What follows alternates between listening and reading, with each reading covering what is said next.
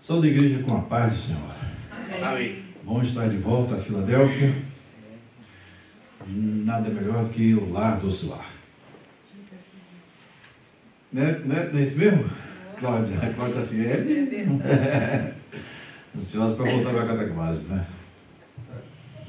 É isso mesmo. Hein? Ou não lar de Deus. Ou isso, né? Uma coisa ou outra. Mas estamos aqui hoje para darmos continuidade aos nossos estudos bíblicos e vocês estudaram aí, na minha ausência, 2 capítulos, né? O 21 e o 22 de Josué. Obviamente, devem ter sido lições importantes, né? Bem estudadas. E agora vamos ao capítulo 23 e estamos assim na despedida de Josué. Josué terminando o bom combate, de fato um bom combate, né? Literalmente um bom combate, terminando a carreira e guardando a fé.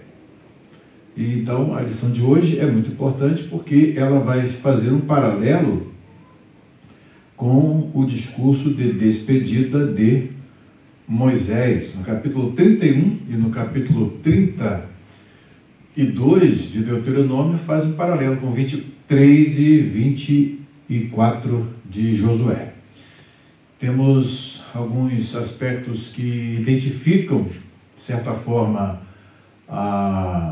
o ministério de Moisés e o ministério de Josué, e vocês poderiam citar algumas semelhanças, ou pelo menos uma delas. Guardar os estatutos. Guardar os estatutos. Eu vejo assim em termos de operação divina na vida deles, para ficar mais específico. A travessia do Mar Vermelho e a travessia do Jordão. 2 atos miraculosos que, por assim, marcam e autenticam o ministério desses homens, né?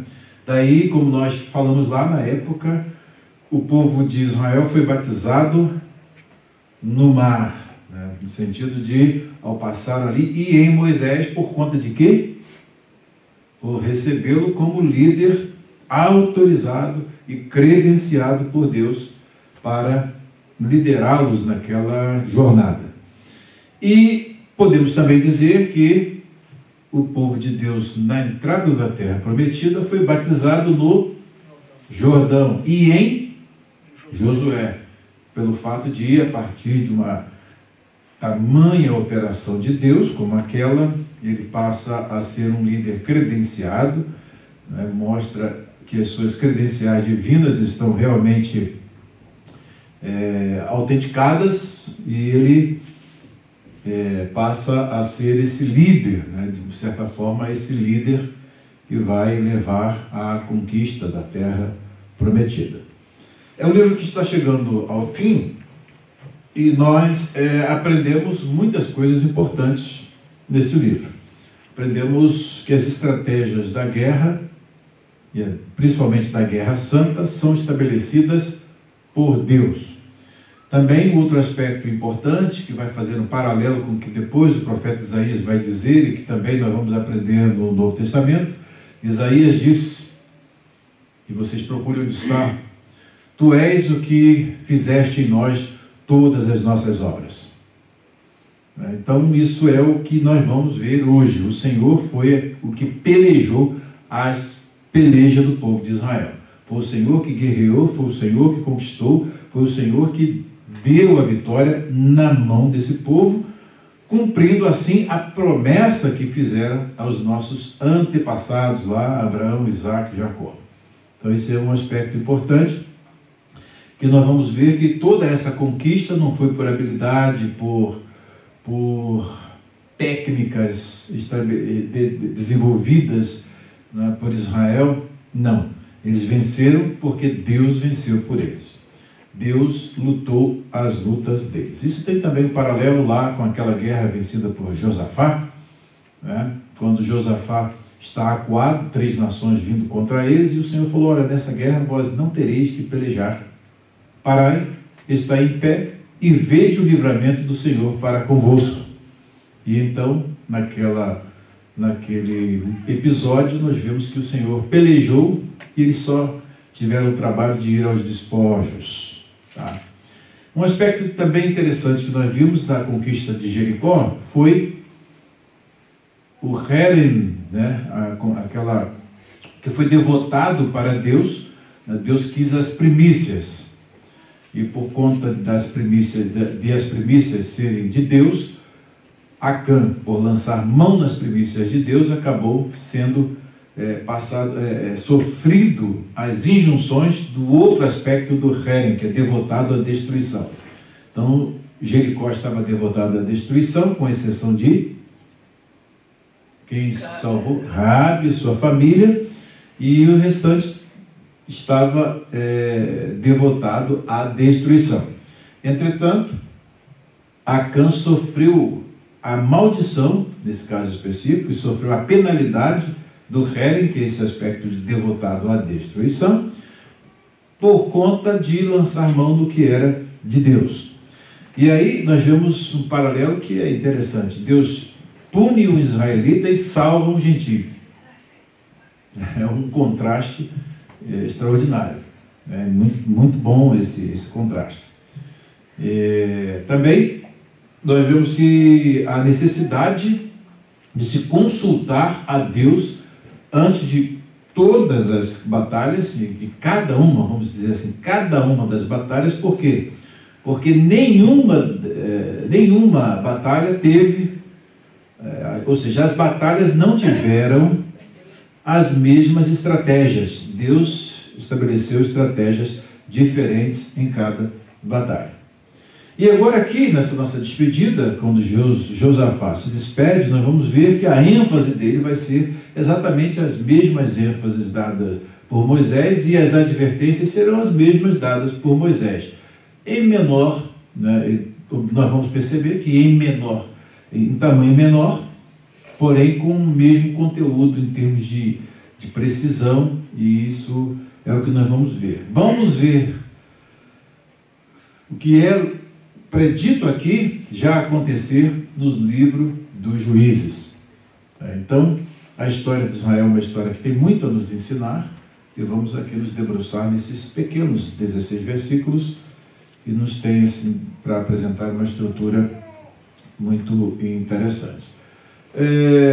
A tríplice divisão aqui desse capítulo é bem explicitada aqui pelo doutor saudoso, né?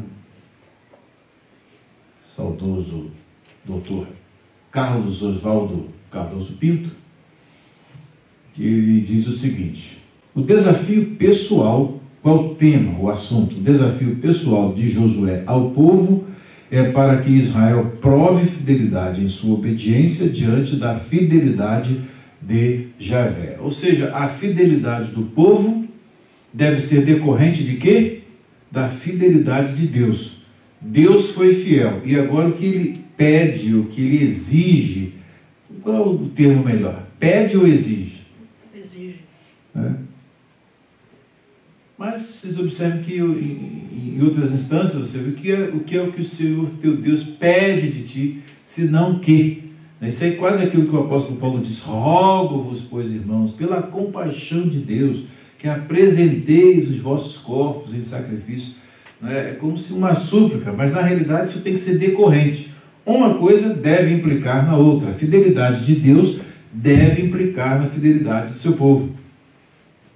Então Deus tem sido fiel ao seu povo. Então qual é a resposta que ele espera desse povo? Depois de fazer tudo isso, guerrear as guerras deles, colocá-los numa terra que manda leite e mel, você vai ver as descrições que Josué faz: vão comer o que vocês não plantaram, vocês estão desfrutando de um território que vocês não tinham nada, era um povo nômade, andava pelo deserto, agora vocês vão ficar numa terra estabelecida, uma terra abençoada, uma terra que você não vai ser igual no Egito, mas ela recebe dos céus as chuvas. Então, é um ambiente, quase que uma nova simulação do Éden, para que eles ali sirvam ao Senhor e sejam fiéis por uma resposta. Deus quer uma resposta. Então nós temos uma tríplice divisão, dos versículos 1 a 5 do capítulo 23, nós vemos que a fidelidade de Javé é invocada como o alicerce da presente condição de Israel. Depois nós temos que a exigência do momento é a fidelidade de Israel em seu compromisso com Javé e sua aliança. A terceira divisão, dos versículos 12 ao 16, a segunda dos versículos 6 ao 11. E a terceira divisão, as maldições da aliança são invocadas como motivação para o povo permanecer fiel, agora que a partida de Josué se aproxima. Morrendo o líder, o que ainda continua vivo?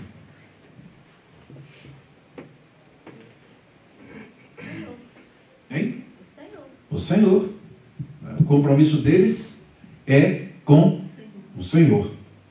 Tá? Então isso é extremamente importante. Morrendo o líder, Deus continua o mesmo, a aliança é a mesma, as instruções são as mesmas, devem ser levadas adiante. Tá? Então devem ser observados. E nesse sentido, então, nós vamos aqui começar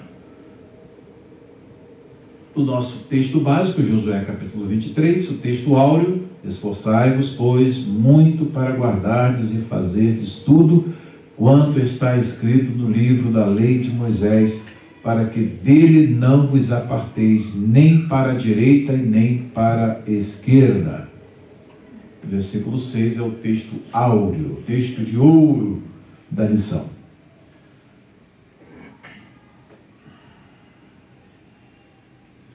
Vamos à primeira pergunta.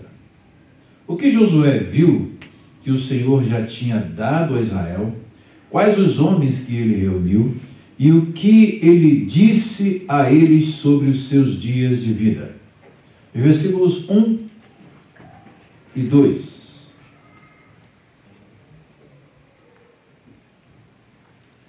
Versículos 1 e 2.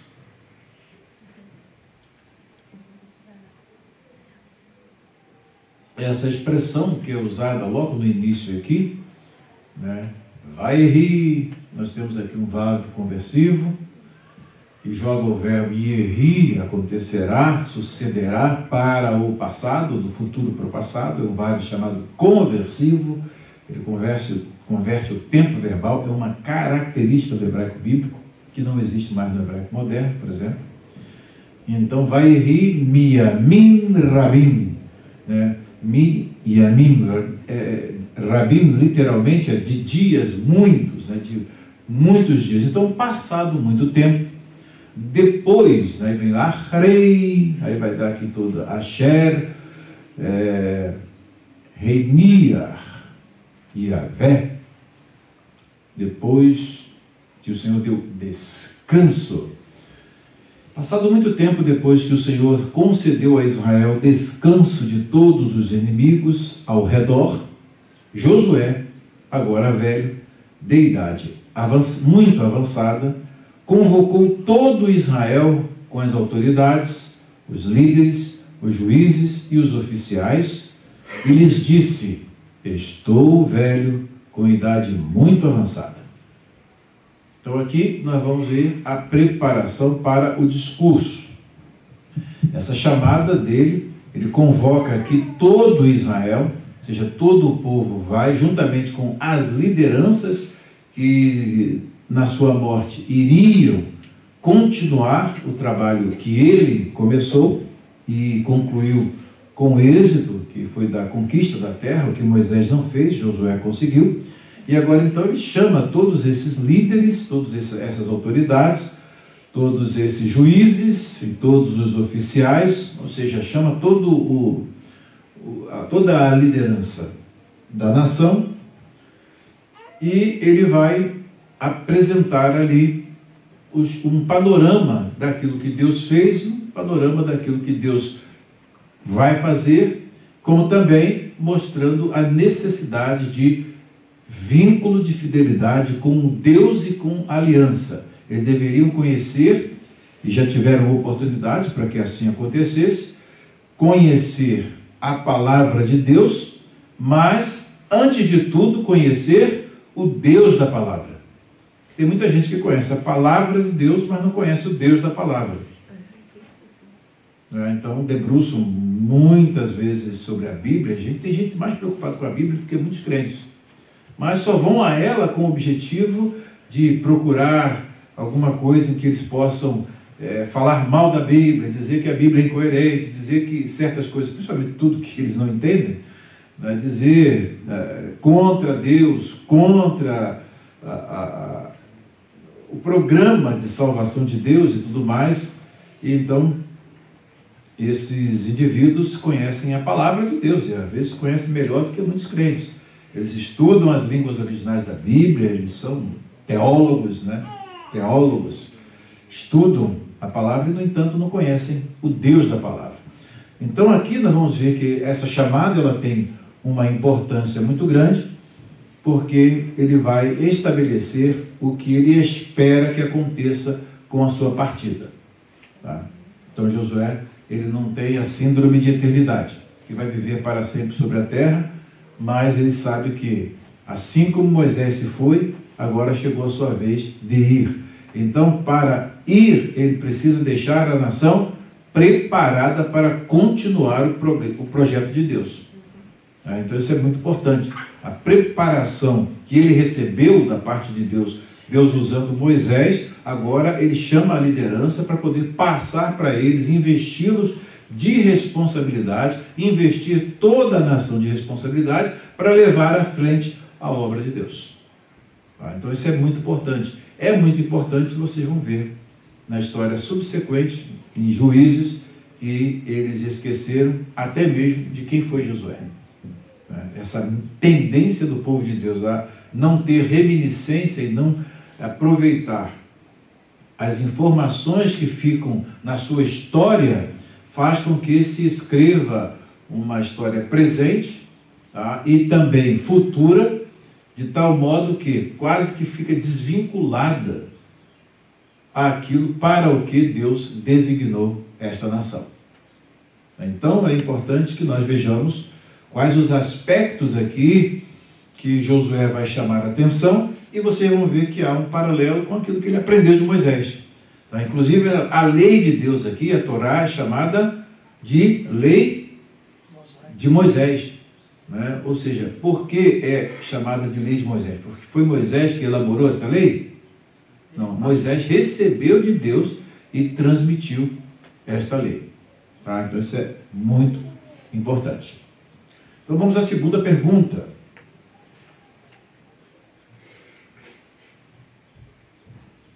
A segunda pergunta.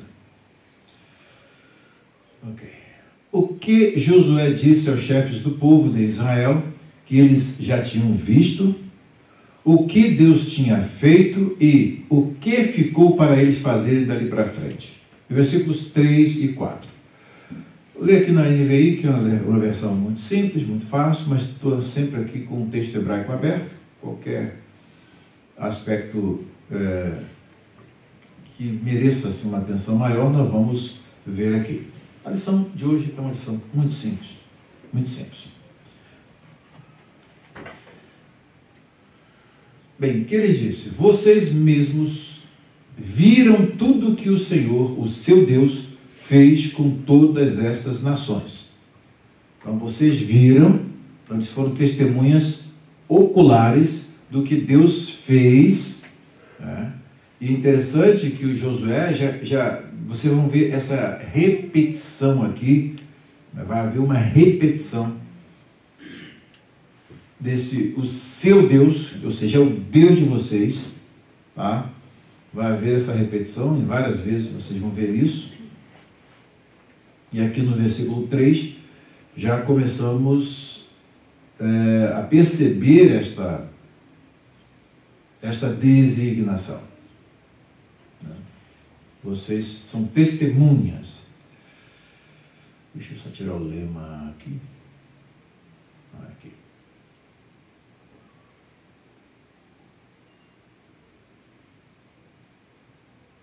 Deixar pelo menos aqui a pronúncia para vocês acompanharem qualquer palavra que eu citar aqui.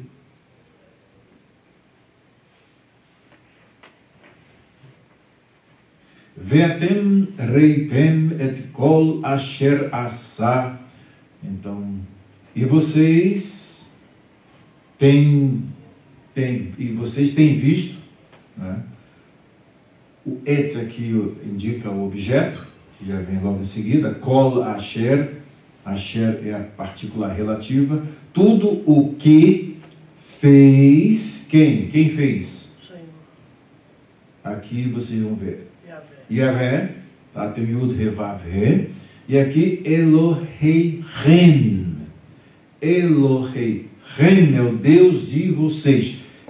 É isso aqui que eu gostaria que vocês prestassem bastante atenção, porque ele vai repetir isso várias vezes. Mostrando o quê? Porque agora ele sai de circulação, né? Ele vai para o seu descanso, findou a carreira, mas quer que o povo tenha esse sentimento e essa relação que ele tem com Deus, é que tudo isso quando que Deus fez é para incutir neles que o Senhor é o Deus deles, que cada um agora individualmente, vocês lembram muito bem que nós falamos da responsabilidade individual e coletiva e como o individual afeta o coletivo.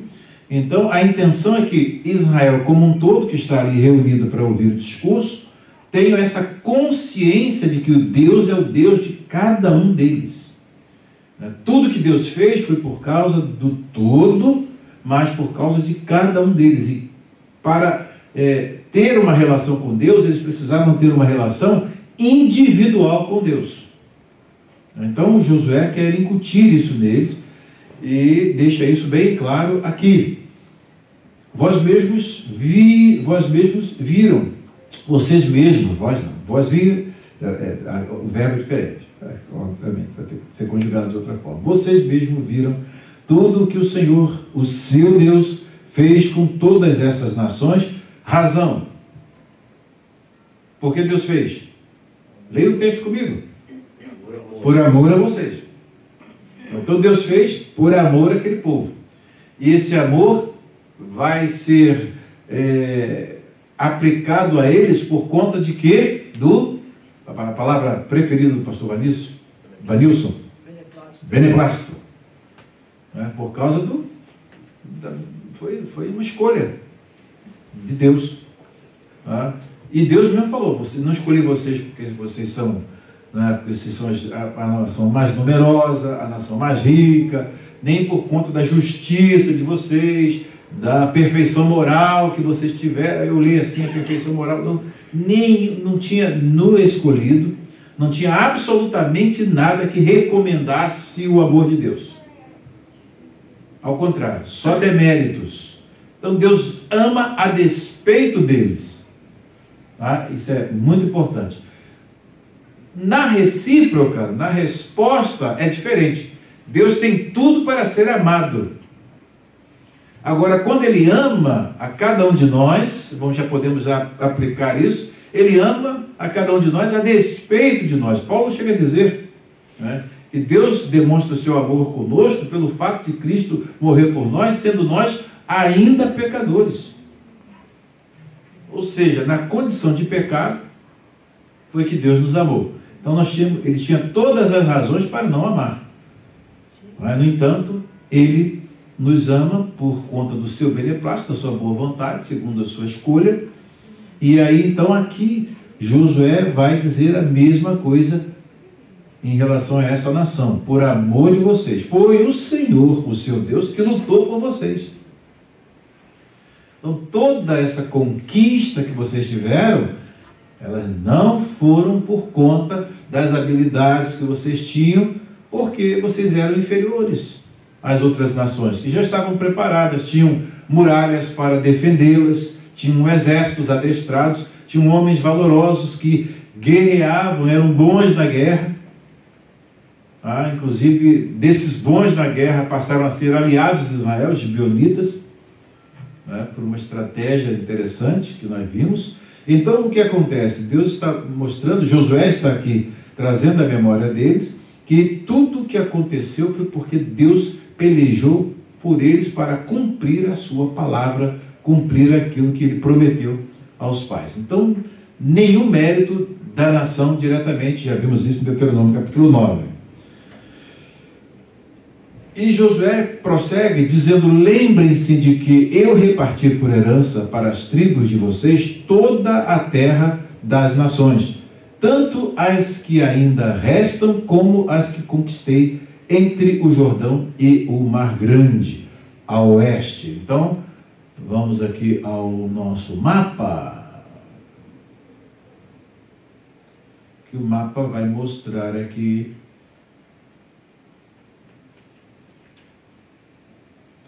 Esse mapa vai mostrar exatamente aqui a conquista. Já vimos essas primeiras campanhas, as campanhas ao norte, passado o Jordão. Tá? Então, numa visão tridimensional aqui. Né? Então, daqui do Jordão para lá, indo ao mar Mediterrâneo, ao Mar Grande, a conquista ocorre daqui para lá. Essa parte já estava conquistada, né? A parte aqui leste já estava conquistada. Agora, então, nós temos aqui a parte oeste. Está vendo a bússola aqui? Norte, sul, leste, oeste. Então daqui a conquista toda, tá? Abrangeu todas essas regiões aqui. Tá? Então, ainda tinham, conforme eu já observei com vocês, alguns bolsões que precisavam ainda ser conquistados, mas tinha uma razão porque eles precisavam estar lá. Lembram? Alguns tinham que ficar por conta das férias, para que elas fossem uma forma de escudo, né? Uma forma de escudo para que não as feras, até que eles se acomodassem, se adaptassem, para que as feras não viessem e atacassem. Então eles seriam uma forma de escudo, mas depois eles teriam que, assentado o povo, serem também conquistados. Então esses foram os bolsões que ficaram. Os bolsões perigosos, viu? Porque vamos ver aqui o que Josué vai dizer. Tranquilo até aí? Deixa o mapinha mais para cá. E vamos aqui.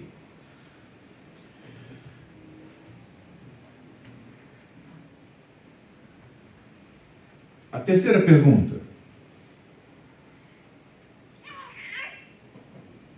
O que Josué disse aos chefes do povo que o Senhor ia fazer às nações que estavam na terra, que os filhos de Israel seriam possuidores?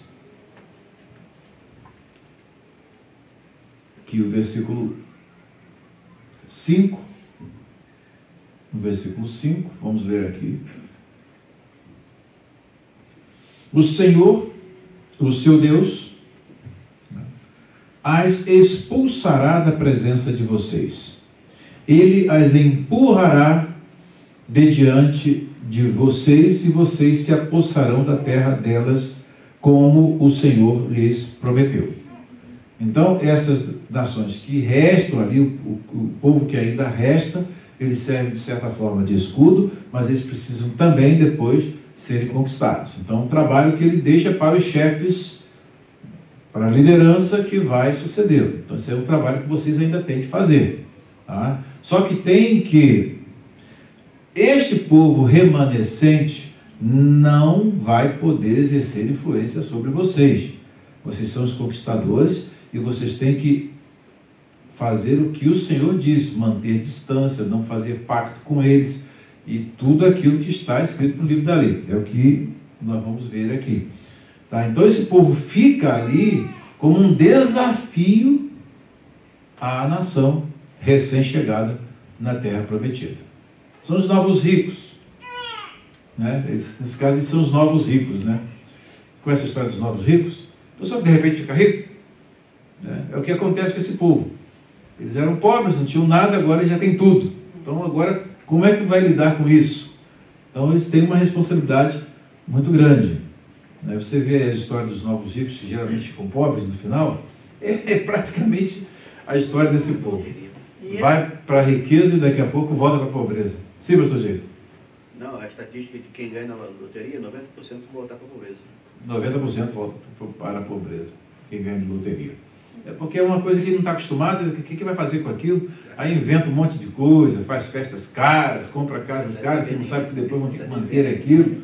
Hein? Já sai devendo aí. No final de tudo vai para a miséria e ainda fica pior do que antes. Ô, pastor. Sim, você, evangelista Reginaldo. Esse povo que fica, a gente sabe da história que lá na frente esse povo vai servir de tropeço, porque Josué avisou para eles que não deveria acontecer. Uhum. É exatamente, eu consigo enxergar esse povo exatamente o que a gente faz com a gente. São aquelas concessões que a gente deixa dentro da gente, que você permite estar, e aquilo pode servir de tropeço para você na frente. Exato. É o chamado cortar o mal pela raiz. Se você não corta e deixa essa coisa, não deixa ali, só a gente não ir lá, mas você tem acesso àquele tipo de coisa, e é justamente onde serve de laço, de rede, para a vida. E na nossa vida é a mesma coisa. É as concessões, né? A concessão. Essas concessões. Então, aqui, a ordem é radical. Não ter aliança, isso foi explicado direitinho na lei, na aliança. Não tenham relações com eles. Eliminem os vínculos, cortem os vínculos. Né? Porque senão vai acontecer de eles os seduzirem às práticas que os eliminaram daquela terra, e por conseguinte vocês também vão ser eliminados. O que mostra o que da parte de Deus? Imparcialidade. O que vale para Deus é a aliança. Então, olha, era um povo que não tinha relação de aliança comigo. Por causa dos seus pecados, eles foram eliminados. É aí que entra uma das questões que muita gente fala: dá dor de cabeça, dá dor de cabeça. Aquela nação, aquelas nações que estavam ali, foram julgadas por causa dos seus pecados. Não se foi lá pregar para elas, para que elas se arrependessem dos seus pecados. Vamos colocar a questão. Tá? E a nação de Israel, por outro lado, teve o privilégio de receber de Deus a revelação de Deus, e, por conseguinte, o que eles são um povo orientado, e aquele povo é um povo totalmente desorientado, entregue aos ídolos, a todas as abominações que são descritas minuciosamente no livro da lei. Olha, não faça isso, porque isso acontece lá. Ou não queimem os filhos de vocês a Moloque, porque isso acontece lá. E por assim sucessivamente. Aí o critério que Deus usa em relação a Israel, em relação ao elegê-los, e o critério de rejeição dessa nação, como é que fica essa questão do ponto de vista ético e espiritual aí? O que vocês acham? Eu tinha parado para pensar. Por que Deus escolheu a nação de Israel e não escolheu aquelas nações? Beneplácito. É o que na lei está escrito: eu terei misericórdia de quem eu tiver misericórdia, e me compadecerei de quem eu me compadecer. Preste atenção a uma coisa que eu vou dizer. Se Deus condenasse tanto aquelas nações e Israel, ele seria justo. Porque o pecado deles, tanto de Israel como das nações, são passíveis de punição pela lei de Deus. Agora, o que aconteceu com o destino dessas nações e a nação de Israel? Deus usou de misericórdia com a nação de Israel e os instruiu na sua vontade, e Deus não usou o mesmo com aquele povo que ele rejeitou. Aí vem o réprobo e o eleito. O réprobo é rejeitado por conta dos seus pecados, e Deus os entrega aos seus próprios pecados. O eleito, apesar de ser tão pecador, né, e às vezes até mais, né, porque Israel tem mais luz, quando peca, pecando por ter mais luz ainda, o pecado fica mais grave.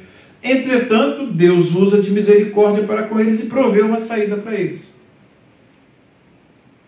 Misericórdia com um, justo com o outro. E salva tudo. Nunca é injusto. Nunca é injusto.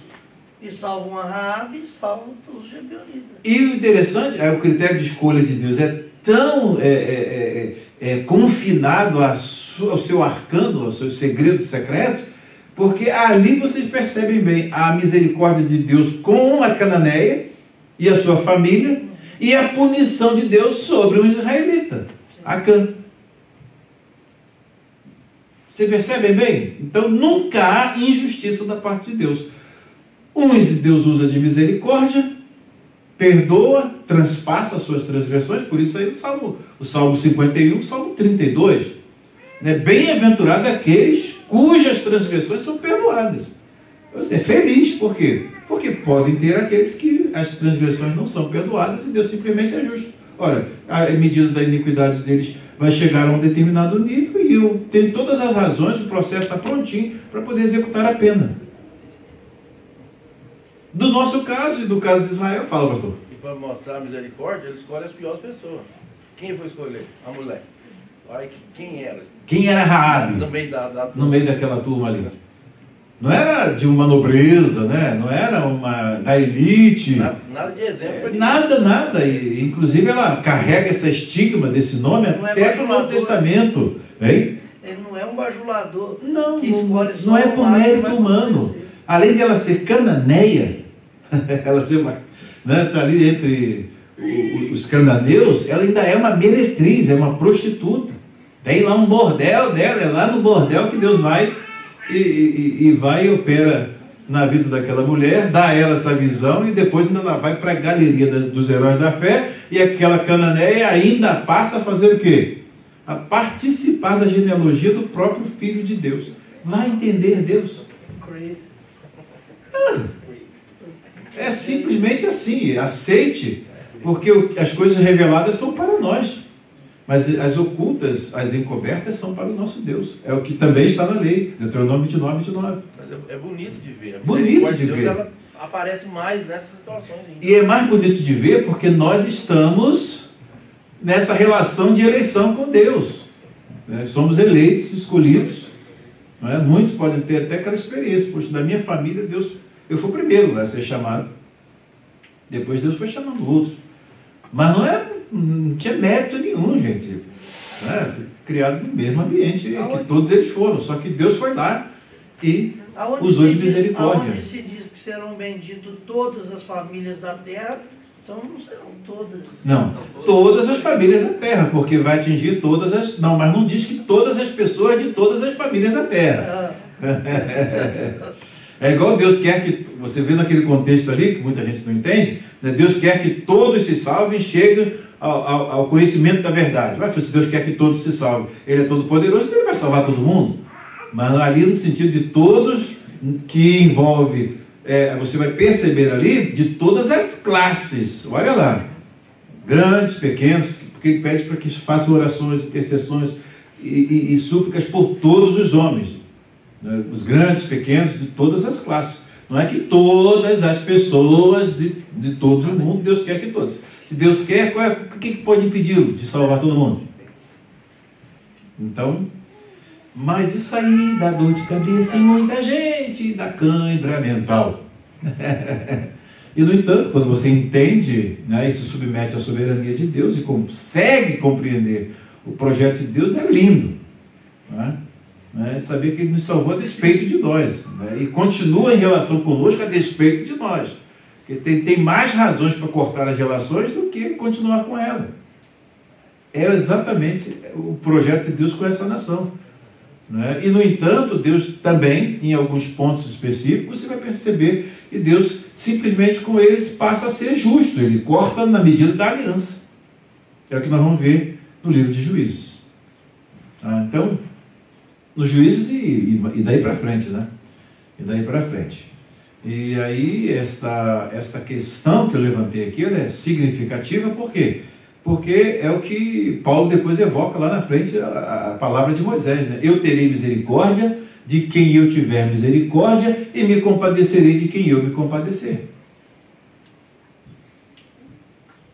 Deu para entender, Tia? Então, graças a Deus que nós estamos nesse projeto, nessa escolha, e fomos chamados para poder entender isso.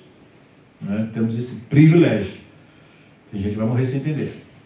Mas pelo menos a gente consegue compreender, isso é glorioso. É glorioso. E ele não deixa pista. Né? Quem é que vai, quem é que não vai, ele não deixa pista. É por isso que, embora nós saibamos que tem os eleitos, ele decide por todo mundo e pregar o evangelho a toda criatura. Mas se Deus tem os eleitos, para que pregar? Foi o R.C. Sproul perguntou ao professor Gessner. Ele falou, quem mandou pregar? Não foi Jesus? Ele mandou pregar, então é para pregar para toda criatura. Mas não tem os eleitos? Sim, mas você sabe quem são? Não, então pregue para toda criatura que os eleitos vão responder positivamente, vão ser chamados eficazmente.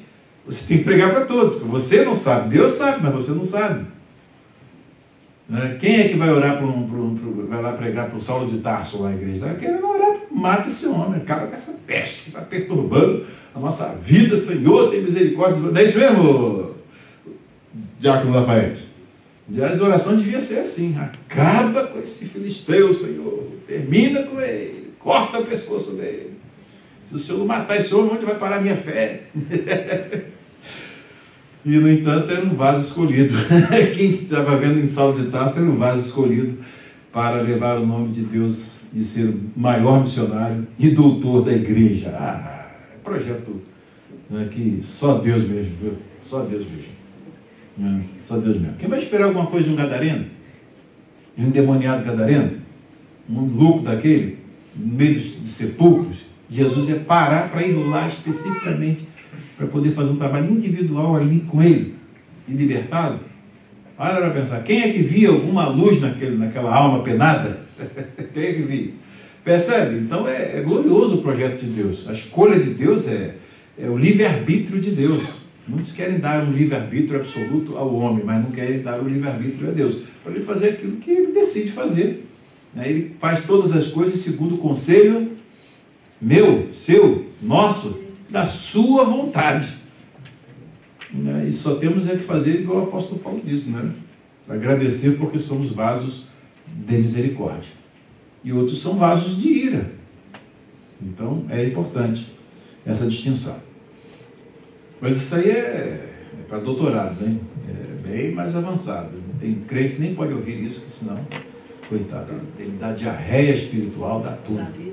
Não, dá malária. É uma pena que todos não entenderam. É uma pena, né? Porque nós aprendemos, e o apóstolo Paulo termina isso, aquela sessão de Romanos ali, termina com o cântico da vitória, aquele cântico. Se Deus é por nós, quem será contra nós? E é aquele cântico lindo, né?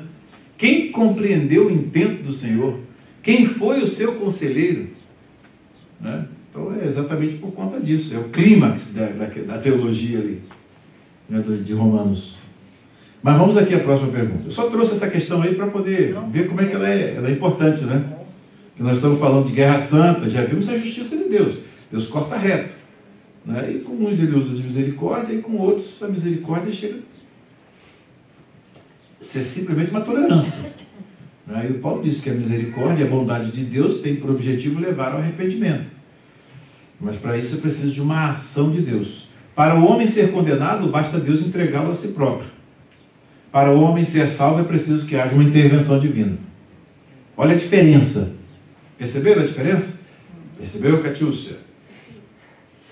Para o homem ser perdido e morrer perdido, simplesmente Deus o abandona a si mesmo. Ele vai para o caminho. O pastor Sebastião que lembra, quando ele perguntou para ele, onde é o inferno? O inferno, você não sabe onde é? Não, o inferno é o final de uma vida sem Deus. Se você continuar nesse caminho, você vai chegar lá. É isso aí. Deus entrega o homem a si mesmo, né, na vontade permissiva dele, e ele vai e segue o seu caminho e chega no abismo. Por outro lado, para chegar, atravessar a ponte, aí Deus tem que, né, agir e intervir. Então essa é a diferença de uma coisa. Aos cananeus, Deus os abandona aos seus próprios pecados. E já em Israel, Deus então manifesta o seu amor e a sua bondade e os escolhe a despeito deles. Nenhum mérito deles, nenhuma coisa que pudesse recomendar. Nem o patriarca Abraão também não tinha absolutamente nada que recomendasse que Deus falou: não vou salvar Abraão porque daquela família ali é o melhorzinho. Era tão idólatra quanto o pai, mas ali naquele contexto Deus vai e opera e o salva, e aí pronto. A partir daí começa uma nova trajetória, e o Senhor falou: em ti serão benditas todas as famílias da terra. É um projeto que Deus estava vendo lá na frente, que começa ali, naquela chamada de Abraão. Uma experiência pessoal. E Abraão, vocês observaram bem que o gigante espiritual ele não nasce pronto. Ele é feito. Ele passa por experiências até que chega lá naquele clímax do capítulo 22, você vê que Abraão, ele entrega a Sara lá entrega a esposa para o rei, né? E não, você chega, se eu vou morrer, não, você diz que você é minha irmã, né? Minha esposa não. Entrega. Então você vê essas fraquezas, essas limitações, vai nos patriarcas todos, você vai ver que todos eles têm uma história que nada que os recomendem como sendo o clímax da moralidade na terra. Esse aí, né? É igual aquele fariseu, eu não sou como os demais homens. Isso aí já está entregue a si mesmo. Não precisa de perdão, não precisa de justiça divina, então não consegue alcançar. Então é exatamente esse aspecto que eu trouxe aqui que faz com que nós aprendamos um pouco mais a Bíblia, e a gente tem muito a aprender nesse livro aqui, não dá para esgotar, não. Nós estamos estudando versículo por versículo, capítulo por capítulo, não dá para esgotar. É profundo demais e não está tudo escrito aqui não, né? Foi só o que Deus quis que nós soubéssemos. Vamos à próxima pergunta. O que Josué disse que os israelitas deveriam esforçar para cumprir, para onde eles não deveriam se desviar, e o que eles não poderiam fazer? É uma tríplice pergunta que recebe uma tríplice resposta. Esforçai-vos, pois, muito para guardardes e fazerdes tudo quanto está escrito no livro da lei de Moisés.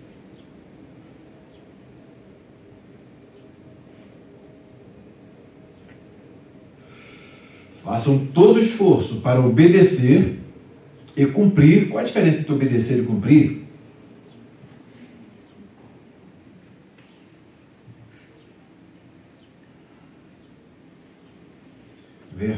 Verhazakten, no sentido de sejam fortes, esforcem-se. Né? Meod é um intensificador, muito, né? Lishmor, aí vem o verbo chamar. O verbo lishmor aqui é o verbo observar. É observar no sentido de guardar. E o outro verbo que é usado, também está aqui no infinitivo, no imperfeito, aqui está é o vav, é o la'asot,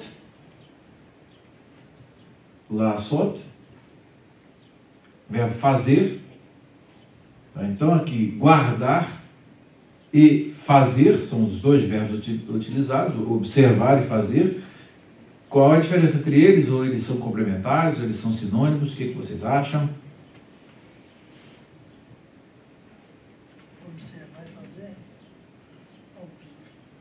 Observar é você ser conhecedor. Aqui a questão do observar, será que é simplesmente fazer isso? Observar? Não. Estou observando o livro aqui.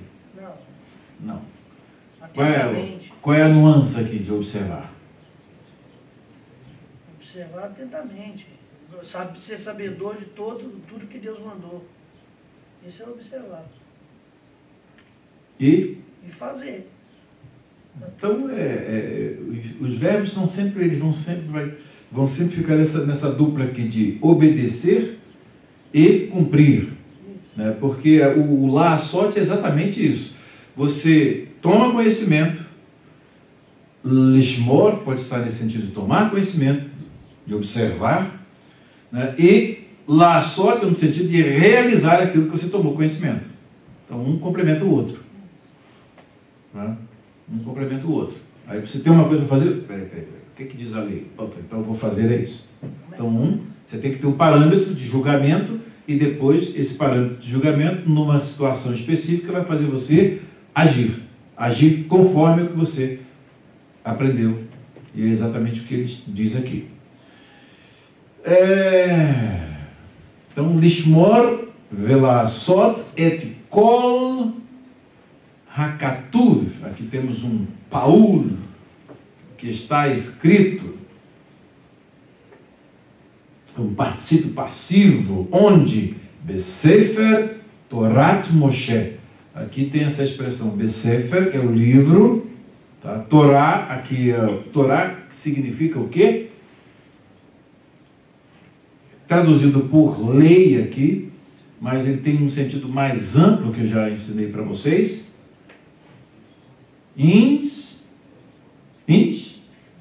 Instruções, ensinos. Então, Torá é instrução, é ensino. Todos os ensinos e as instruções que estão no livro da lei que Moisés recebeu, vocês observem cada um dos detalhes e façam, ponham em prática. Leiam, analisem, aprendam e ponham em prática. Então, Josué está preparando essa geração exatamente para prosseguir. E a única forma de eles prosseguirem com êxito eles são os novos ricos, entraram agora na terra prometida, ganharam tudo de graça, está tudo ali. Deus pelejou as batalhas deles, a baixa dos exércitos de Israel era coisa raríssima, na obediência não tinha baixa no exército de Israel, nunca. Como é que se pode vencer uma batalha sem ter nenhuma baixa? A baixa que a gente conta é aquela que houve no episódio de Acã, de 36, mas depois você observa bem que cada batalha não tem baixas no exército de Israel. Por quê? Porque o comandante estava lá no meio, guerreando a guerra do povo de Israel. Deus empenhou a palavra com juramento a Abraão e agora compra a despeito de Israel. Mas foi o Senhor que peleja por eles. E agora, nesse caso específico, eles têm para manter isso. Como é que é? Como é que tem que ser feito? Hein, Maria Antônia? Fazer o que Deus mandou. Fazer o que Deus mandou, tomar conhecimento e fazer.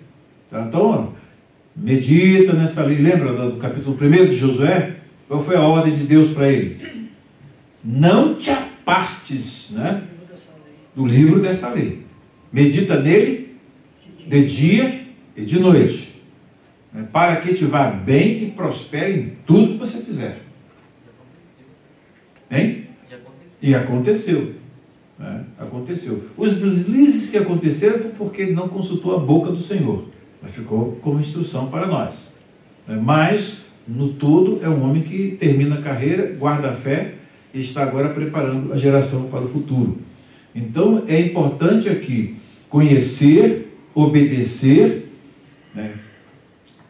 e tem um outro detalhe. Sem se desviar, que pode acontecer, de se obedecer, de repente, num lance ou no outro, se desvia daquilo que está escrito na lei. Aí vem as consequências. Tá? Então, cite um desvio aí de Josué, que foi condenado até pelo povo. Acabou de ler a lei e daqui a pouco acontece um desvio. A aliança com os gibeonitas. Eles eram heveus, estavam ali perto, não podiam.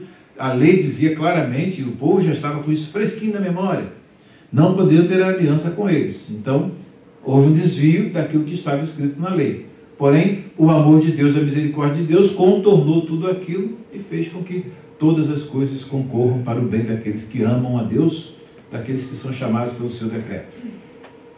Então, Deus fez um aspecto, que está vinculado também a coisas lá de trás, lá dos tempos primórdios, sobre a questão de Canaã servir a Sem, Canaã ser servo de Sem. Então tem tudo um vínculo aí, mas vamos lá ao explícito aqui. Então não se desvie nem para a direita e nem para a esquerda. Como isso aí? Vocês tragam alguma aplicação disso nos nossos dias? Faz a ponte aí de ligação para os nossos dias. Tem coisas que Deus nos orientou, que nós somos orientados para fazer na sua palavra. Deus tem nos dito de um modo muito claro. Porém, tem muitos desviando para a direita e para a esquerda. Exemplo, maternidade. Ser mãe, por exemplo. Muitos têm se desviado para a direita e para a esquerda e têm evitado filhos. Não tem a prole que o Senhor determinou. Então já a aliança tem um preceito. Desviou para a esquerda ou desviou para a direita. Então é isso aí, hoje é um dos aspectos que o próprio Deus falou, no nosso meio. Que tinham rebanhos sendo dizimados porque as mães estavam matando os filhos no ventre. Então nós estamos aí no meio de uma sociedade, e aí eu vou trazer uma questão para nós aqui, a responsabilidade nossa. Nós estamos no meio de uma sociedade, né, que vazou um draft lá, um rascunho da Suprema Corte, né, para reverter essa questão da lei do aborto, e uma convulsão na nação, principalmente da juventude. Meu corpo, minhas regras, né? Meu corpo, minhas regras. Eu tenho que ter direito a abortar. São aí os ativistas os ativistas da morte. Então, a nação como um todo é diferente daquela nação que veio para cá para obedecer a palavra de Deus, para ter a oportunidade de estar nesse país para cumprir aquilo que eles gostariam, que não estavam tendo oportunidade, e vieram para cá com esse objetivo. E hoje, como é que está esta nação? A igreja fundou a maior universidade do mundo, e a igreja que fundou a maior universidade do mundo, Harvard, está lá, movimento LGBTQ, etc. Né? J de jumento, está lá, tudo lá. É o movimento, está tudo lá. Né? E foi uma igreja que fundou, do lado, eu fiquei assim, do lado da Universidade de Harvard, está o templo lá antigo da igreja. Quem estava lá nessa vez que nós fomos lá? Estava lá. Estava lá, né? Então é uma coisa que nós estamos vendo, é uma nação também que se afastou do projeto original. Se afastou da esquerda, da direita, se afastou mais para a esquerda, né? Que agora os esquerdistas é que estão aí defendendo essas bandeiras. E a igreja? E nós? Nós somos os que vamos, no meio dessa geração, defender a palavra de Deus, e por isso somos pró-vida. Né? Mas já tem crente pró-morte.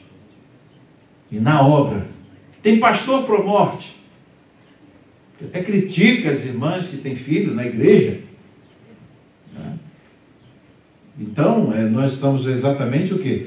Saber que a nossa posição no mundo, de ser sal da terra, de ser luz do mundo, nós estamos com nós temos que levantar a bandeira de Deus, nós temos que ser a oposição de Deus no meio dessa geração corrompida e perversa, entre a qual nós temos que resplandecer como astros no mundo. Então nós temos essa responsabilidade. Foi minha mensagem lá em São Bernardo, na terça-feira. Foi uma mensagem que eu falei sobre esse assunto. Né? Li a profecia que o Senhor falou para nós, e é uma profecia maravilhosa, e falei com os irmãos, com que alegria as irmãs aqui recebem, né, e anunciam que estão grávidas e mais uma semente santa colocada nos seus ventres. Amém. Cadê o amém? Graças a Deus. Né? Então, essa é a nossa gente. Nós somos os agentes de Deus. E é com esses que Deus quer continuar a fazer a sua obra. Porque senão nós vamos ser iguais. Nós somos essa nação depois, os juízes, eles se paganizaram, importaram as práticas dos pagãos. E nós, se entrarmos pelo mesmo caminho de quebra da aliança, nós estaremos também sendo a mesmíssima coisa e também cavando para nós o mesmo destino. Muitas coisas que Deus fez no início dessa obra, não tem feito mais. E o Senhor falou por quê? E o Senhor nos alertou que a apostasia estava entrando nessa obra. Ele alertou, e nós lemos a profecia, e o Senhor falou, olha, que vocês querem assim, volta a parar de falar. E já parou de falar. Então o que a gente tem que fazer? Tem que ter um movimento de reação. Nós temos que ser um movimento de reação. E a reação é exatamente entrando no caminho da obediência. Temos essa consciência, né? E esse é um dos pontos que o Senhor tocou, que nós precisamos ter consciência. Deus tem um número certo de filhos para cada irmão. Então, isso aí ninguém prega. Ninguém mais prega isso, com raríssimas exceções. E nós somos a igreja que Deus pode falar para nós. Nós vamos fazer o que Deus quer. Aí nós temos que fazer o quê? Fazer igual Maria. Eis-me aqui, eis aqui a serva do Senhor. Cumpra-se em mim a tua vontade. Cadê o amém? Amém. Amém. Vocês estão fracos de amém. Vocês não estão concordando com o meu discurso, não. Acho que vocês não estão concordando com o meu discurso, não. Mas vocês estão distraídos. Né, mano? Você fica esperando a próxima palavra. Ah. Aí fica atento. Ficar atento, né? Então, gente, é importante essa questão que nós estamos vendo aqui. O futuro dessa nação depende do posicionamento deles. Josué está colocando isso diante deles, e foi o que o Senhor fez conosco também. Nós já temos todas as instruções para usufruirmos desse privilégio que nós já temos. O nosso nome escrito no livro da vida, a convicção disso, somos de Deus, ninguém nos tira das mãos do Senhor, somos ovelhas dele, mas agora temos que estar submissos à sua vontade. E esse é o grande segredo para se manter na bênção na terra prometida. Esse é o grande segredo. Porque senão a gente vai virar o quê? Se a apostasia entra, daqui a pouco nós somos mais uma apostasia. Mais uns que se afastaram do projeto de Deus. Aí Deus tem que fazer o quê? Tem que selecionar dentro desse povo, não é que ele falou que não vai pegar de outro, vai pegar dentro desse povo uma massa, né, que ele vai tirar para poder fazer aquilo que ele quer. Então, se nós estamos vivos, estamos com oportunidade, o que nós vamos dizer para Deus? Eis-me aqui, eis-nos aqui. Cumpra-se em nós a tua vontade. Né? Porque não tem nada melhor nessa vida do que viver no centro da vontade diretiva de Deus. Não tem nada. Né? Surge um desafio, o Senhor assume. Né? Nós temos visto agora, vamos falar, olha, vocês têm visto isso acontecer aqui. Né? Nós viemos para esse país aqui, que a gente tinha. Como é que a gente veio parar aqui? O que a gente tinha? Qual era a nossa expectativa de futuro? Nenhuma. Em um ano que eu estive aqui, o que Deus fez conosco? Nós compramos esse templo. Em 5 anos e 7 meses, olha o que o Senhor fez, nós pagamos esse templo. Amém. E olha o quanto Deus revolucionou a nossa vida para melhor depois disso. Olha o quanto Deus tem feito crescer a igreja, olha quantas crianças que tem aqui. Chegamos aqui, tinham 3 pequenas, né? Olha quantas tem hoje e outras já chegando. Percebe? Quem fez isso? O Senhor. É o Senhor que está fazendo isso. Então, isso leva a nós sermos o quê? Fiéis ao nosso Deus. Glória a Deus. Sermos fiéis ao nosso Deus. Uma resposta de gratidão. É o que Ele tem feito por nós. Aleluia. Uma resposta de gratidão. Simplesmente gratidão. Não é porque nós somos os melhores, não. Nós somos os piores. Né? Mas aprove a Deus nos escolher, então nós vamos dar essa resposta que Deus quer. Se ninguém der a resposta, não olhe para ninguém, não. Olhe você e Deus. Eu vou ser fiel. Eu vou ser fiel. E assim, vocês vão ver como Deus já tem abençoado e vai nos abençoar. Amém. Então nós precisamos desta palavra aqui, nem pensar em entrar por esse caminho aqui, mas é o Senhor mesmo que está nos chamando a atenção. Amém. Então vamos ter bastante cuidado, porque nós temos um inimigo que não aceita nós estarmos em pé e no centro da vontade de Deus. O objetivo dele é levar para a esquerda ou para a direita. E agora é mais para a esquerda mesmo. E para a direita é difícil agora ir para a direita, né? Só Deus mesmo. Nós temos muito a agradecer ao nosso Deus, sermos fiéis a Ele, porque Ele tem todos os requisitos para nós darmos a Ele uma resposta de gratidão. Tem mesmo, nós não temos, gente. Para imaginar agora que toda vez que eu lembro do primeiro dia que a gente chegou aqui, como é que a gente chegou aqui hoje, onde nós estamos, o que Deus tem feito por nós, né? Grandes empresários aqui, gente com casa, né, comprando casa, daqui a pouco outros estão se preparando, daqui a pouco vão estar com as suas moradias, vão estar com tudo, estamos com carro, não tem ninguém andando aí de carro velho, só quem quer, né, Faed? Quer gastar esse dólar, poxa? Está esperando a Aparecida chegar, né, para poder gastar esse dólar, né? Não quer ir para tirar o carro zero, não. Mas está cheio do dinheiro, está cheio de dinheiro na meia. No colchão. No colchão. Então, Deus tem nos abençoado, e aqui essa nação, eles são os novos ricos, eles são colocados nessa condição, ninguém esperava. Gente, você para pensar. Né? Para pensar o que esse pessoal aí, a história deles é a nossa história. A história deles é a nossa história. Ser o que nós somos hoje, quem ia pensar nisso como?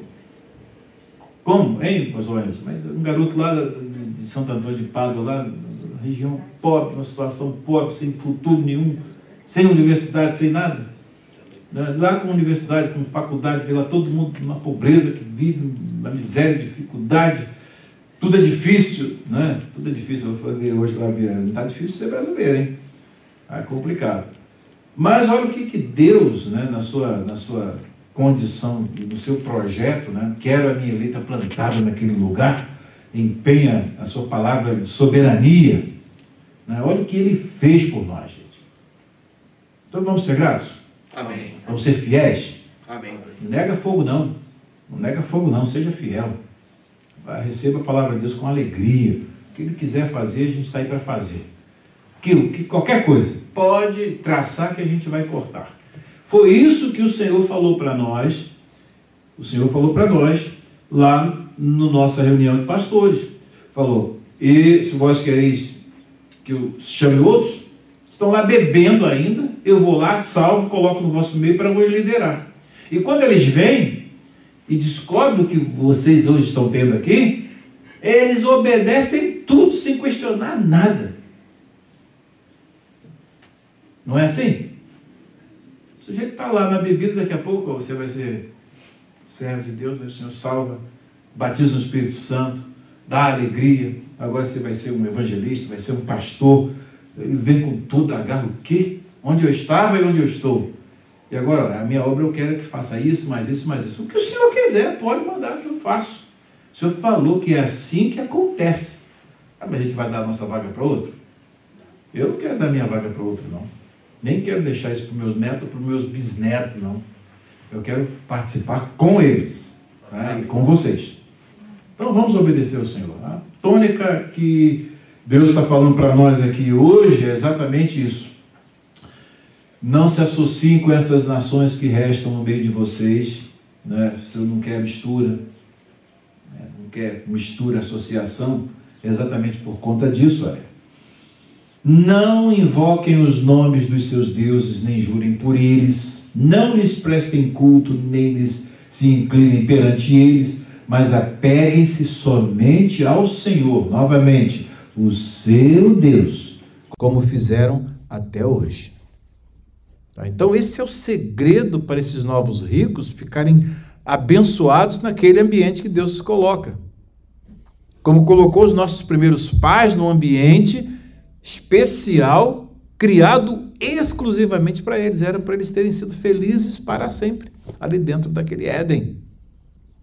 Agora Israel é a sequência, e novamente é um novo Éden que Deus cria para essa nação, para prosseguir essa história. Mas tem condições para poderes continuarem nesta bênção que Deus deu a eles. Bem, estamos aprendendo muita coisa, né? Então vamos à próxima pergunta. A quem Josué disse que os israelitas deveriam estar apegados como sempre eles tinham feito? E o que ninguém não tinha podido fazer a eles? No versículo 8, mas apeguem-se somente ao Senhor, o seu Deus, como fizeram até hoje. O Senhor expulsou de diante de vocês nações grandes e poderosas, como já citei aqui. Gente preparada em termos de guerra, com estratégia de defesa, muros para defesa, que nem mísseis penetravam lá, né? E, no entanto, caem daquele jeito miraculoso, né? Rodeiem a cidade. No 7º dia, 7 voltas. Na 7ª, gritem. Aí o muro cai no chão. Para pensar, gente. Estratégia divina. Qual a força que eles fizeram? Nada, absolutamente nada. O Senhor os expulsou de diante de vocês, diante de vocês nações grandes e poderosas. Até hoje ninguém conseguiu resistir a vocês. Por quê? Sexta pergunta. O que um só homem poderia fazer contra 1000? Qual era a condição para poder fazer isso? E o que aconteceria se eles fizessem o contrário?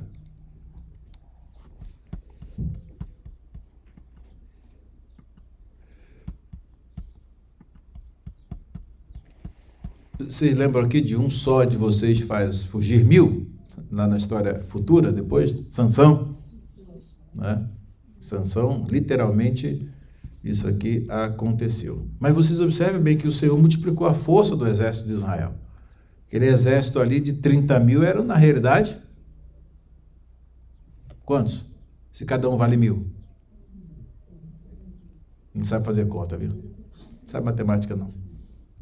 30.000 vezes 1000.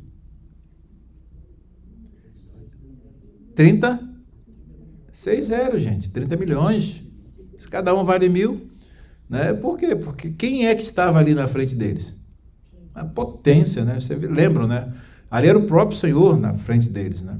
O Verbo encarnado, com a espada guerreando a guerra santa. São essas estratégias. Tudo de Deus o mínimo se torna muito, né? O máximo. Com Deus não tem jeito, é um exército imbatível, invencível. E até mesmo na história recente de Israel, no reestabelecimento de Israel, na Guerra dos 6 Dias, por exemplo, eles testemunharam que viam Deus lutando por eles. Era impossível que eles ganhassem aquela guerra. Guerras assim que eles eram para ser uma nação pequenininha, eram muitos inimigos, muitos adversários, e, no entanto, não tinha, são imbatíveis, foram imbatíveis, porque sentiram o próprio Deus pelejando por eles, venceram. É uma nação que Deus tem algo com eles, tem um zelo. E aqui é o que aconteceu. Um só de vocês faz fugir 1000, pois o Senhor, o seu Deus, luta por vocês. E quando Deus chega nessa guerra, vocês não vão ter que pelejar.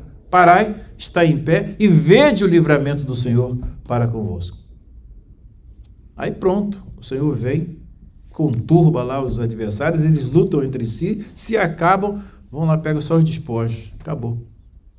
Percebe? É Deus lutando, é Deus pelejando a batalha do povo de Deus. Quando Deus entra para pelejar a nossa guerra, aí a vitória é inevitável, E é tão bom, né, quando na hora de batalha você não precisar lutar, né, Deus lutar por você, Deus vencer por você, é muito bom. Te coloca no colo e deixa comigo.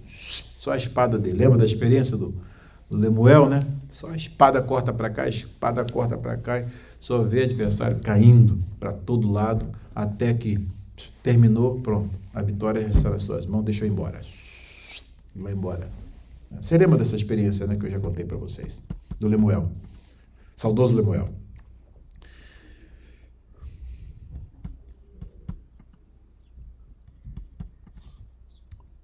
Qual era a condição para poder fazer isso e o que aconteceria se eles fizessem o contrário? É aí que está, do verso 10 ao 13. Um só de vocês faz fugir 1000, pois o Senhor, o seu Deus, luta por vocês conforme prometeu. Por isso, por isso, dediquem-se com zelo sabe em português aí? Ou vou botar em hebraico? Amar ao Senhor. Toda a relação de Deus com o seu povo começa porque Deus amou o seu povo. E a resposta que ele quer, fala em obediência, fala em observar, tudo mais, mas é uma resposta de amor. Para pensar, amar a Deus. Tem motivo para nós amarmos a Deus? Só temos motivo, né? Ele não. Ele olha para nós, não tem muito motivo, não. Mas nós, para ele, não faltam razões. Meu Deus. Por isso, dediquem-se com zelo a amar o Senhor. Novamente a expressão, o seu Deus.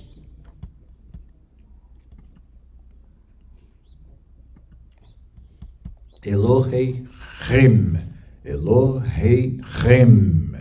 o vosso Deus, o Deus de vocês. Se todavia, aí vem essa cláusula né? Essa cláusula aqui é Se, no hebraico, se todavia vocês se afastarem e se aliarem aos sobreviventes dessas nações que restam no meio de vocês, né? Aqui, ó, imshuv, que imshuv, porque se,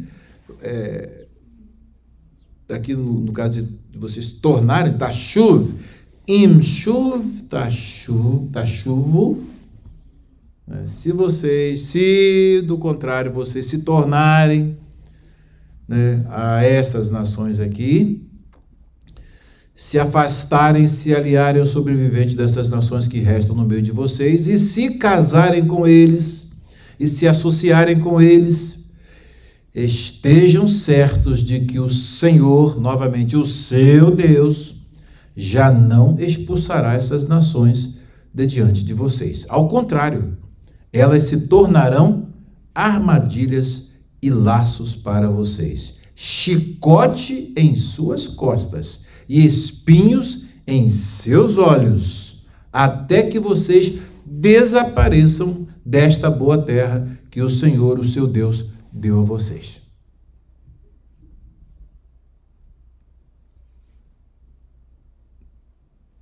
Fala aí, comentem. Uma profecia. Hein? Isso é profético, igual Moisés fez. Moisés já foi bem direto. Vai acontecer que vocês vão fazer isso, vão fazer isso, vão fazer mais isso. Tudo contrário à vontade de Deus. Eles disseram que não, né? Não, nós vamos amar ao Senhor, né?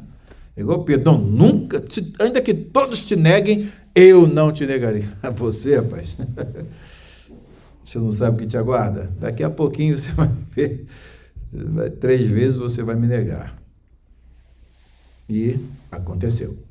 Ao contrário, então, elas se tornarão armadilhas e laços para vocês, chicotes em suas costas e espinhos em seus olhos, até que vocês desapareçam desta boa terra que o Senhor, o seu Deus, deu a vocês. É como, né, o crente chega na vizinhança e faz amizade com uma vizinha ímpia, com um vizinho ímpio. Né? E faz uma amizade tão estreita que daqui a pouco, né, quando chegam naquelas questões que são de foro íntimo e relacional nosso com Deus, o vizinho ímpio começa a dar as suas opiniões. É o conselho do ímpio. Foi minha mensagem lá em Jardim Amorés. É o conselho do ímpio. Aí vem o conselho do ímpio, né, que não anda segundo o conselho do ímpio, nem se detém no caminho dos pecadores e depois nem se assenta na roda dos escarnecedores. Então, a degradação aí. Primeiro, houve um conselho andando, depois para e depois se assenta. Então, olha a sequência dos verbos. Então, é exatamente. Aí, daqui a pouco, entra em fórum ímpio. Mas você é tão nova, porque tantos filhos, você é tão nova. Mas que é isso? Né? Que é isso? Vou te ensinar um jeitinho aqui que você vai parar de ter filho. Sabe? Tem um jeito de evitar filhos. Eu vou te ensinar aqui. É mesmo? O conselho do ímpio. Né? É o conselho. É exatamente o que Deus está alertando a você. Não se relacionem com essas nações, se afastem deles. Tá? Mantenham distância, porque eles vão ser para vocês, vão se tornar armadilhas e laços para vocês. E depois, quando cai, chicote em suas costas e espinhos em seus olhos. Essas próprias nações vão fazer como o Balaão fez. Qual foi a estratégia do Balaão? Quem lembra da estratégia do Balaão? Para eles se relacionarem com elas e pecarem contra Deus. No caso de Peor. Ficar só olhando Deus agir. Ele sabia que tem uma aliança. Ele amaldiçoa e a bênção vem. Ele amaldiçoa e a bênção vem. Peraí, não tem jeito não. Com Israel não tem encantamento, não tem maldição. Esse povo aí é blindado. Esse povo aí não tem jeito não. Está blindado mesmo, só chega a bênção lá, não adianta. Mas tem um jeitinho. Aí depois o Balaão foi lá, peraí, depois de tudo, né, você vê lá que ele tem um jeitinho. Tem um jeito. Né? Tem uma lei deles lá que o próprio Deus avisou a eles. Se eles se afastarem e entrarem nos nossos costumes, pronto, o próprio Deus executa. Vai trabalhar para nós.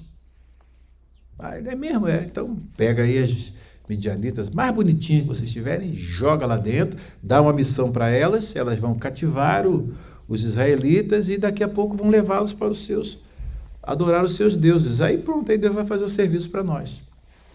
Deve ter escolhido as midianitas mais bonitas, né? Então, somaram lá as mulheres mais lindas lá, ó, escolhe essa aqui, bota bem, ó, joga lá no meio deles. E elas vão com uma missão. E assim foi, serviciaram os israelitas, daqui a pouco, né, tem lá um saldo de 24 mil mortos. O Balão deve ter falado, pode pagar aqui, viu? Não falei? Não falei? Amou o prêmio da injustiça. No Novo Testamento diz que ele amou o prêmio da injustiça, né? Então tem um jeito. Então o que Deus está fazendo aqui? Está alertando, porque se casarem com eles, se associarem com eles, estejam certos de que o Senhor, o seu Deus, já não expulsará essas nações de diante de vocês, ao contrário. Elas se tornarão armadilhas e laços para vocês, chicotes em suas costas e espinhos em seus olhos, até que vocês desapareçam desta boa terra que o Senhor, o seu Deus, deu a vocês. Percebem bem? Então, qual é o caminho que Israel tem que tomar? Observar e guardar os mandamentos de Deus. Esse é o caminho. Qual é o caminho que nós temos que observar? Para nós demora, né? Cadê? Demora até dizer, né? Hein? O que nós temos que fazer? A mesma coisa. Observar os mandamentos de Deus. O concerto e a aliança de Deus. Né? Para nós sermos preservados na bênção. Eu falei muito bem lá na igreja de São Bernardo. Não é ser abençoado que é o segredo do sucesso. É manter a bênção. Né? Porque você ser abençoado é uma coisa, mas a própria bênção pode às vezes se tornar em maldição. É exatamente o que Josué está advertindo aqui e que Moisés já advertiu com palavras dizendo que isso vai acontecer. Né? Vai acontecer. Então aqui está dizendo, mas tem possibilidade de se deixar de acontecer? Sim, tem que fazer o quê? Vigiar, porque naquela época você vê a estratégia do Balaão ali, ele é o adversário, é o inimigo do projeto de Deus, é o inimigo do plano de Deus, que se bobear, até um Pedro diz, não, Senhor, não te faz isso não, você vai morrer lá? Não, Senhor, você é poderoso, não faz isso não, para trás de mim, Satanás. Percebem bem a questão? Por quê? Porque tem um adversário que ele é opositor dos projetos de Deus. Como é que ele faz para o projeto de Deus malograr na vida de alguém? É induzindo ao erro. Induzindo ao erro.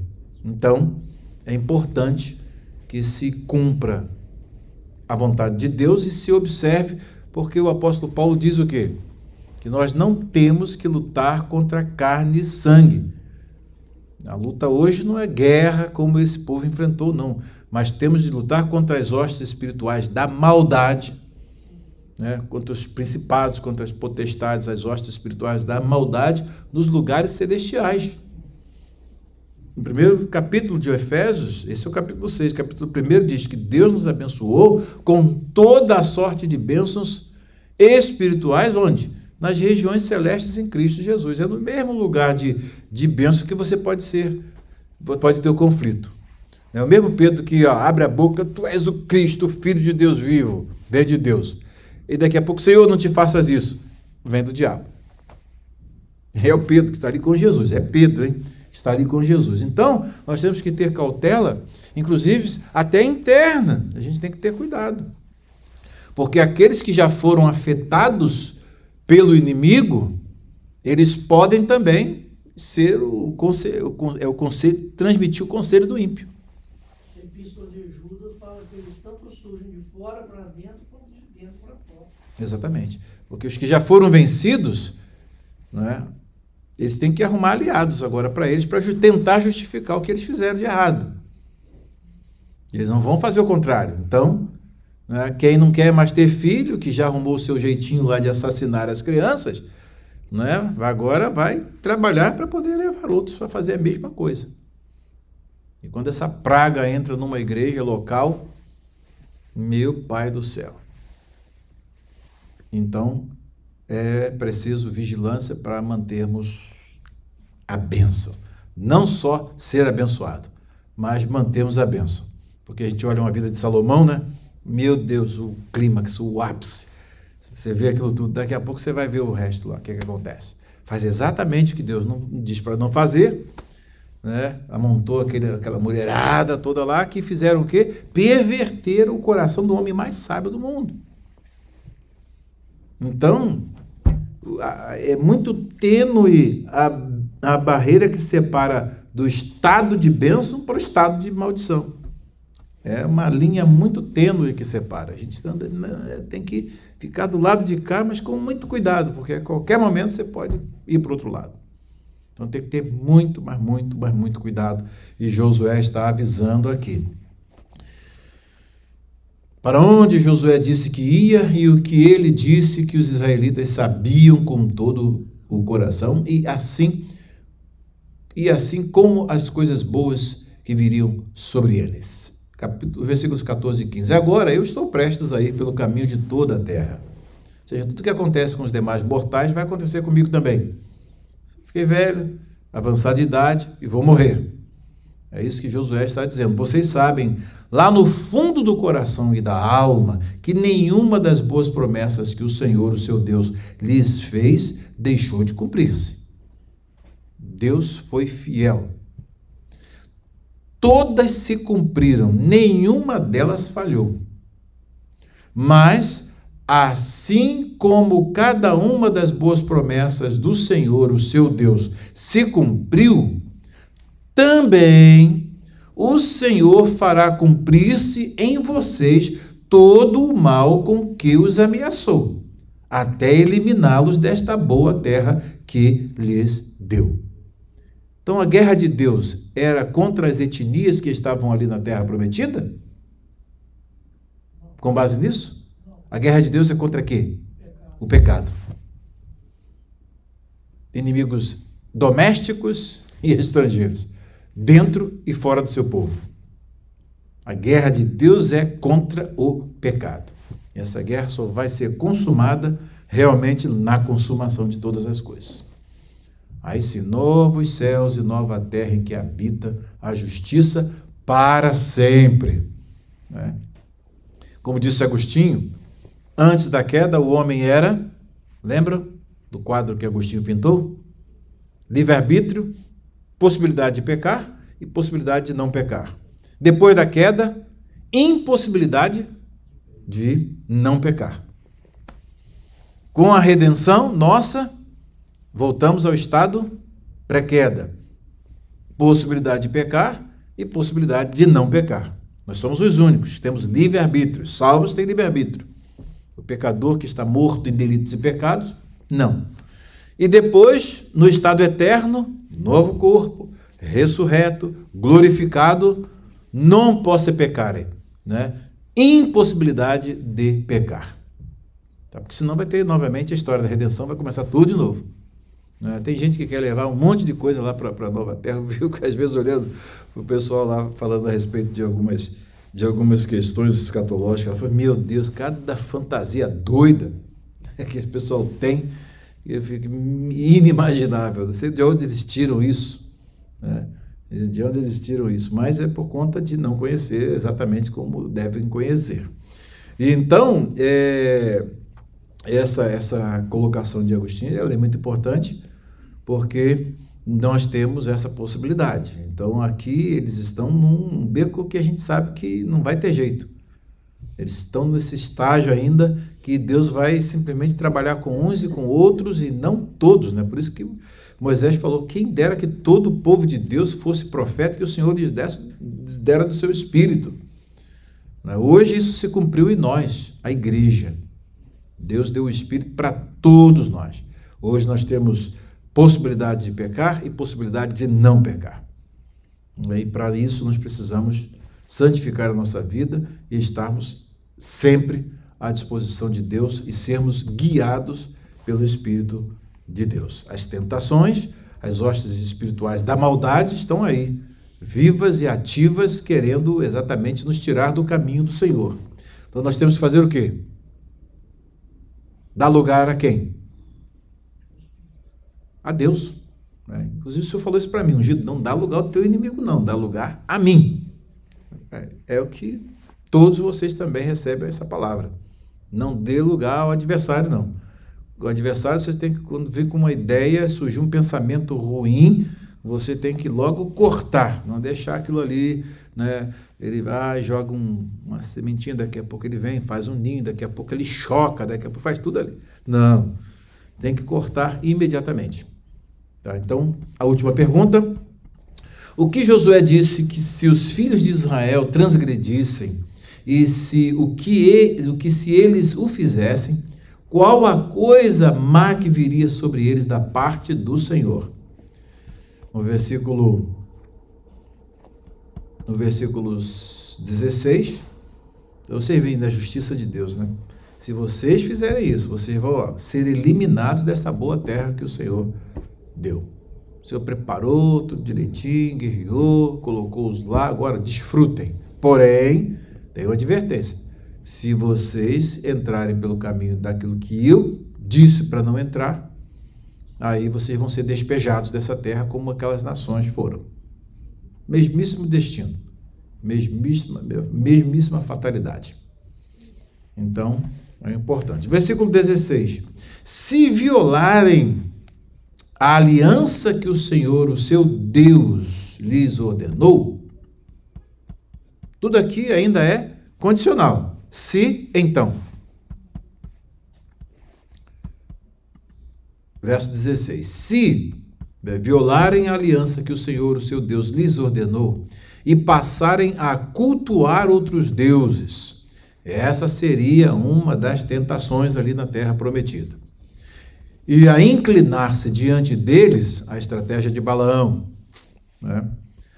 O que vai acontecer? Hein?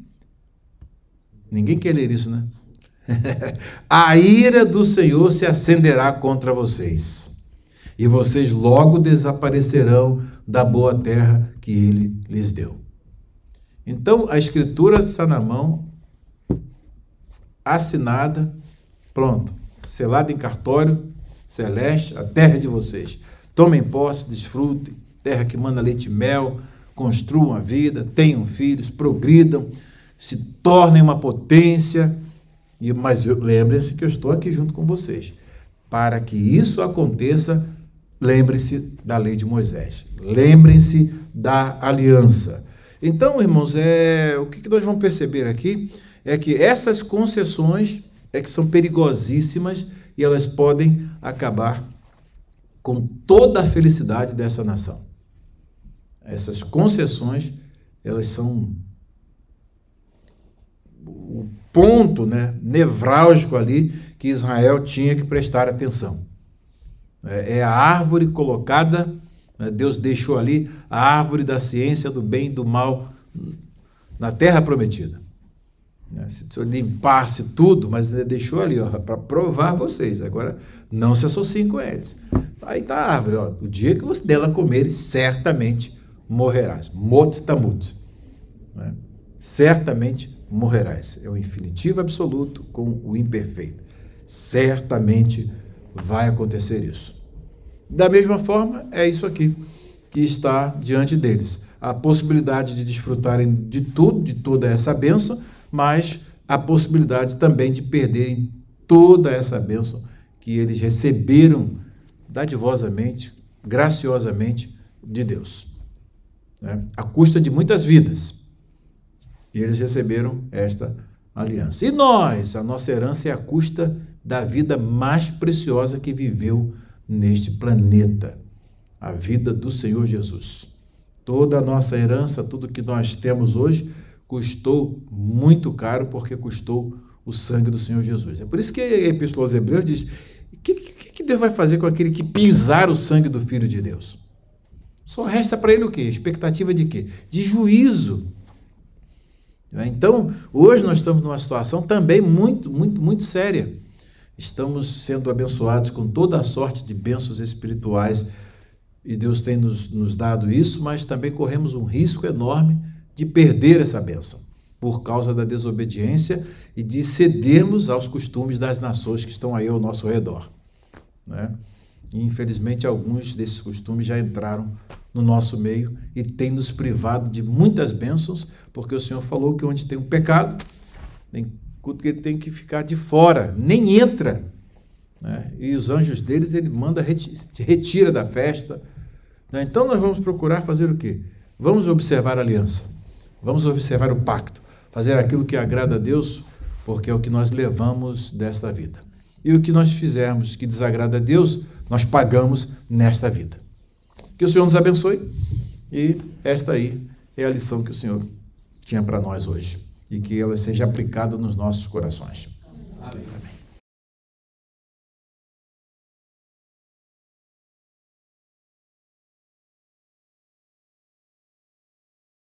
יהושע, פרק כ"ג. ויהי מימים רבים, אחרי אשר הניח אדוני לישראל מכל אויביהם מסביב, ויהושע זקן בא בימים. ויקרא יהושע לכל ישראל, לזקניו ולראשיו, ולשופטיו ולשוטריו, ויאמר עליהם, אני זקנתי, באתי בימים, ואתם ראיתם את כל אשר עשה אדוני אלוהיכם לכל הגויים האלה מפניכם, כי אדוני אלוהיכם הוא הנלחם לכם. ראו, הפלתי לכם את הגויים הנשארים האלה בנחלה לשבטכם, מן הירדן וכל הגויים אשר הכרתתי, והים הגדול מבוא השמש. ואדוני אלוהיכם הוא יהדופם מפניכם, והוריש אותם מלפניכם, וירישתם את ארצם, כאשר דיבר אדוני אלוהיכם לכם. וחזקתם מאוד לשמור ולעשות את כל הכתוב בספר תורת משה, לבלתי סור ממנו ימין ושמאל, לבלתי בו בגויים האלה, הנשארים האלה איתכם, ובשם אלוהיהם לא תזכירו ולא תשביעו, ולא תעבדום ולא תשתחוו להם. כי אם באדוני אלוהיכם תדבקו, כאשר עשיתם עד היום הזה, ויורש אדוני מפניכם גויים גדולים ועצומים, ואתם לא עמד איש בפניכם עד היום הזה. איש אחד מכם ירדוף א', כי אדוני אלוהיכם הוא הנלחם לכם, כאשר דיבר לכם. ונשמרתם מאוד לנפשותיכם, לאהבה את אדוני אלוהיכם. כי אם שוב תשובו ודבקתם ביתר הגויים האלה, הנשארים האלה איתכם, והתחתנתם בהם, ובאתם בהם, והם בכם, ידוע תדעו, כי לא יוסיף אדוני אלוהיכם להוריש את הגויים האלה מלפניכם, והיו לכם לפח ולמוקש ולשוטט בצדכם ולצנינים בעיניכם, עד עבודכם מעל האדמה הטובה הזאת, אשר נתן לכם אדוני אלוהיכם. והנה, אנוכי הולך היום בדרך כל הארץ, וידעתם בכל לבבכם ובכל נפשכם, כי לא נפל דבר אחד מכל הדברים הטובים אשר דיבר אדוני אלוהיכם עליכם. הכל באו לכם, לא נפל ממנו דבר אחד. והיה, כאשר בא עליכם כל הדבר הטוב אשר דיבר אדוני אלוהיכם עליכם, כן יביא אדוני עליכם את כל הדבר הרע, עד השמידו אתכם מעל האדמה הטובה הזאת, אשר נתן לכם אדוני אלוהיכם. בעוברכם את ברית אדוני אלוהיכם, אשר ציווה אתכם, והלכתם ועבדתם אלוהים אחרים, והשתחוויתם להם, וחרה אף אדוני בכם, ועבדתם מהרה מעל הארץ הטובה, אשר נתן לכם.